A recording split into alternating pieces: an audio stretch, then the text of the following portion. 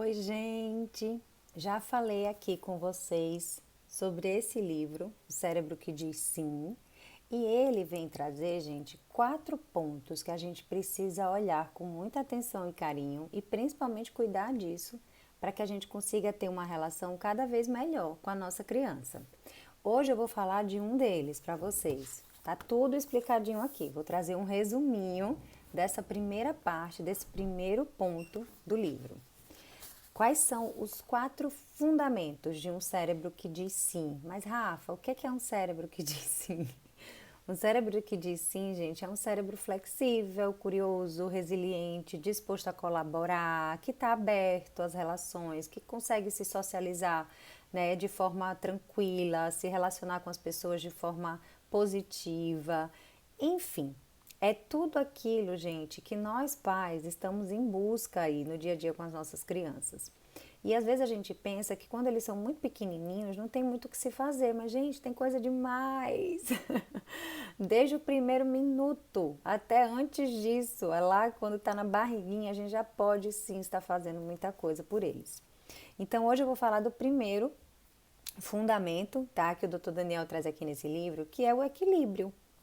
Gente, vamos imaginar nós aqui, vida adulta. Eu consigo tomar boas decisões quando eu não estou equilibrada?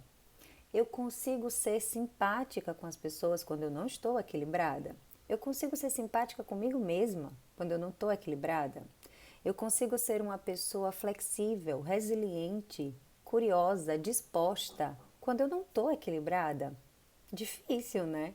Quando a gente está vivendo assim um boom, vamos dizer, de emoção, quando a gente está muito envolvido numa emoção, ou seja, eu saio desse meu equilíbrio, normalmente eu fico reativa ou eu fico retraída, eu sou muito rígida, eu sou muito fechada, ou eu sou muito ansiosa, eu sou muito agitada. Então, normalmente, gente, quando eu saio desse ponto de equilíbrio, eu vou ter reações intensas. E não é diferente com as nossas crianças. Mas aí, como é que a gente pode ensinar os nossos pequenos a terem equilíbrio? Olha só, ai, ai, ai. Primeira coisa, gente, a gente não pode não levar em consideração a fase e a idade desta criança.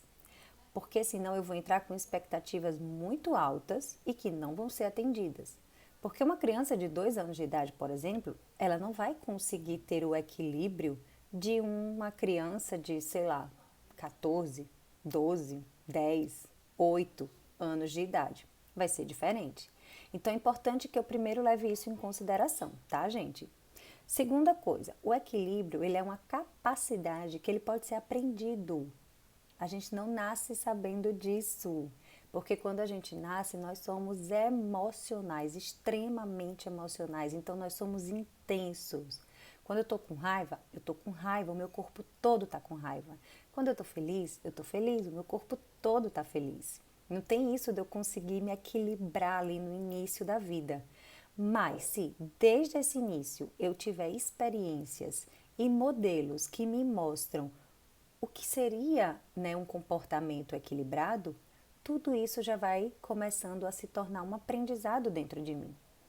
Mas se por outro lado esse ambiente onde eu estou inserido, ele está tão desequilibrado quanto eu, criança, vai ser mais difícil de eu conseguir chegar, né, nessa capacidade de me equilibrar. Então vamos lá. Então, o primeiro ponto é esse: a gente precisa levar em consideração que é uma capacidade que pode ser aprendida, que vai ser aprendida ao longo da vida e que vai trazer essa sensação de estabilidade emocional e controle do corpo, gente. Porque a partir do momento que eu consigo respiro e tô ali mais centrada em mim, eu consigo controlar, inclusive, as minhas reações, os meus comportamentos, tá? Então, como é que eu vou fazer, gente, para ajudar o meu filho a se tornar mais equilibrado? Vamos aqui pensar em alguns pontos. Primeiro, uma criança ela nunca vai conseguir ficar equilibrada quando ela estiver lá naquela emoção muito intensa. Então, o primeiro ponto, gente, é eu preciso ventilar essa emoção. Eu preciso tranquilizar essa criança, eu preciso acolher, eu preciso dar colo, eu preciso ouvir. Ou quando a criança fica muito mais intensa quando isso acontece, e eu só vou saber disso quando eu estiver observando bem direitinho como que é o meu filho, como que ele funciona, eu posso me afastar um pouco e ele vai conseguir ir se regulando, diminuindo aí essa emoção, a intensidade dessa emoção, tá? Então esse é o primeiro ponto. Para eu conseguir ensinar sobre equilíbrio, primeiro ele tem que estar minimamente tranquilo para conseguir aprender algo, certo? Segunda coisa, quando ele está muito perturbado, né, muito ali mexido, o que é que acontece? Normalmente ele corre para essas extremidades, assim como nós adultos. Então, vou voltar no que eu acabei de falar. Eu preciso observar e entender o meu filho para saber como que ele funciona. Tem crianças que de fato precisam de colo, precisam de contato físico. Já outras são mais aversivas a isso. E tudo bem, não tem problema. A gente pode tentar uma outra coisa. Mas a gente precisa encontrar aquilo que ajuda a minha criança a voltar ali para o seu eixo, tá? O próximo ponto, gente, é que nós pais, a gente pode criar um equilíbrio, certo? Encontrando esse ponto aí que promove essa integração. E aí, eu, pai, eu posso promover isso. Eu já sabendo como meu filho funciona, eu não vou esperar que ele se desorganize por completo. Eu posso ali, quando ele começa a dar indícios, eu já posso agir.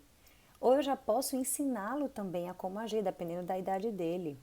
Ou eu posso começar minimamente a organizar esse ambiente sabendo aquilo que gera tanto desgaste, tanto desequilíbrio nessa criança. Eu não preciso estar o tempo inteiro provocando isso, tá? Esse ponto é importante a gente pensar. E aí o que é que a gente vai fazer? O que é que eu não posso esquecer, gente? Tem duas estratégias, duas. A primeira, e essa é uma das mais importantes, principalmente quando a gente está falando de criança e adolescente, eu preciso cuidar do sono dos nossos filhos.